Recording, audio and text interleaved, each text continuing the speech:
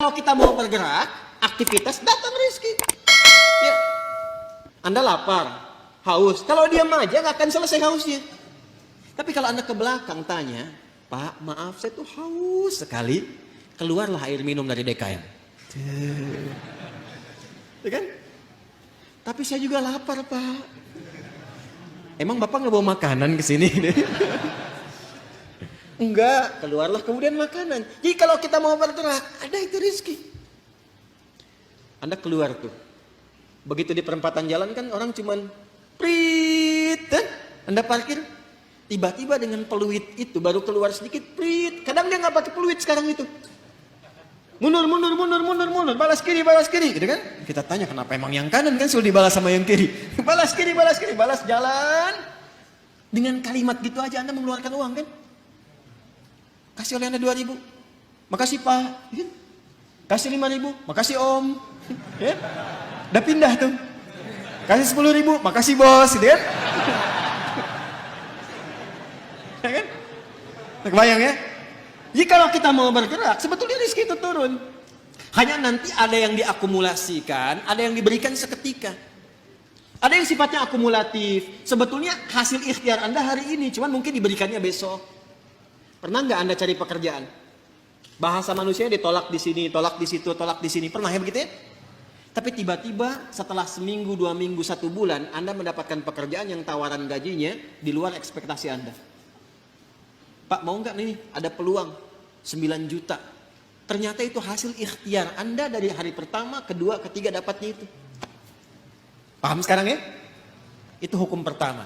Jadi nggak bisa mendapatkan rezeki dengan diam. Selalu ada ikhtiar. Tapi jangan sampai ikhtiar itu, awas, ditempuh dengan bentuk yang negatif. Atau didapatkan dengan cara ikhtiar misalnya, maaf ya, bukan dalam gerak yang positif. Negatif itu kan bisa maksiat, ya, atau pengertian yang kedua, tidak bergerak sehingga sakit. Dengan sakit itu rezeki datang. Paham nggak? Anda nggak minum sampai sakit, tuh kan? Nah, begitu sakit, tiba-tiba datang orang nengok, bawa buah, gitu kan? Bawa makanan. Jangan diikhtiarkan dengan sakit untuk mendapatkan itu.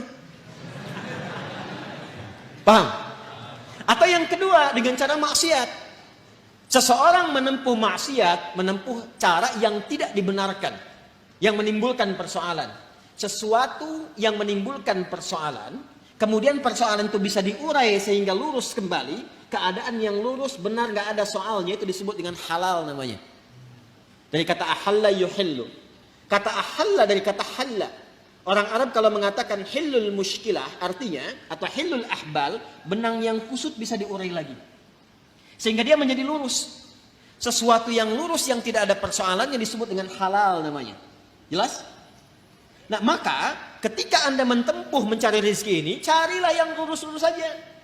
Cari yang lurus, jangan cari sesuatu yang membuat kehidupan Anda jadi kusut. Karena itu segala bentuk pintu yang mengantarkan pada kekusutan hidup, yang memungkinkan Anda menjadikan hidup bermasalah, dilarang oleh Allah. Jangan lakukan ini, jangan kerjakan ini. Lawan dari sesuatu yang lurus, yang larangannya ditampilkan sehingga mencegah kita dari kesulitan, disebut haram namanya. Karena itu dihadirkan lawan halal itu dengan haram. Halal pada asalnya menunjuk pada keadaan lurusnya, sedangkan haram hukum pencegahannya. Saking sayangnya Allah kepada kita, saya inginkan hidupmu itu lurus, jangan ada masalah. Jangan sampai kamu bapaknya yang korupsi, anaknya yang dibully. Jangan sampai bapaknya yang bermasalah, anaknya yang di sekolah yang diserang oleh teman-temannya. Anak SD diteriaki, bapak kamu koruptor ya, bapak kamu koruptor ya. Apa Anda tega melihat anak Anda bermasalah di sekolahnya hanya karena perbuatan bapaknya? Tuh. Maka kata Allah yang lurus-lurus saja. Gak usah menipu, gak usah korupsi, gak usah nyogok, lurus aja. Kan tadi tahu rizkinya sudah ditentukan, gak akan tertukar. Besok meninggal juga kok. Mau meninggal besok? Paham nggak? Paham sampai sini ya? Nah, kalau sudah paham, kalau sudah dapat yang itu, cari yang baik-baik untuk tubuh kita.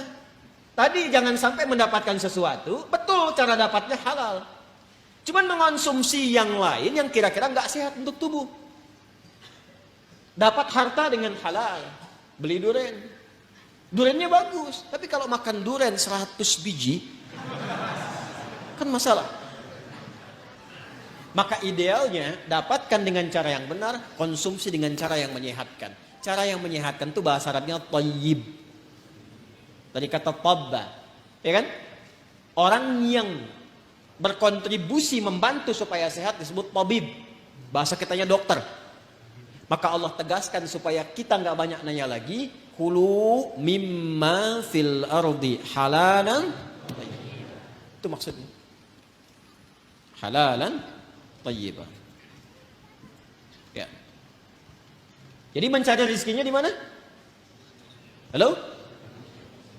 Di langit telah ditetapkan rezeki. Diturunkan ke mana? Ke bumi. Maka cara kita berikhtiar, ikhtiarnya di mana? Di bumi. Tapi apakah mungkin mencari rezeki di bumi, semuanya bumi kita kelilingin? Tidak kan? Karena itulah ayatnya mengatakan mimma, singkatan dari min dan ma, di setiap tempat yang mampu engkau pijak. Jadi kalau misalnya Anda merasa nggak ada peluang di sekitaran ini, pindah. Kan Bekasi luas. Itu baru Bekasi. Nggak ada di PTM pindah PJS, nggak ada PJS pindah Greenview, nggak ada di sini pindah Pekayon. Pekayon aja masih luas. Nggak ada di selatan pindah utara. Nggak ada utara pindah timur. Ya kan? Nggak ada di timur pindah dari kota ke kabupaten, Kabupaten Bekasi. Nggak ada di situ, geser, pindah Depok. Nggak ada Depok, pindah. Banyak sekali tempat bisa dipijak. Jangan jadikan alasan ketika nggak menemukan di satu tempat, Anda berbuat maksiat. Bukan Anda di sana maksudnya ya, ini contoh aja umum. Jangan jadi alasan, kalau Anda tidak mendapatkan di satu tempat, jangan jadikan pijakan itu untuk berbuat maksiat. Aduh, udah sekarang susah Ustaz jadi yang halal, itu aja yang haram susah. Kenapa sih harus selalu banyak alasan? Allah sudah menjamin, kenapa manusianya bikin susah? Paham sampai sini?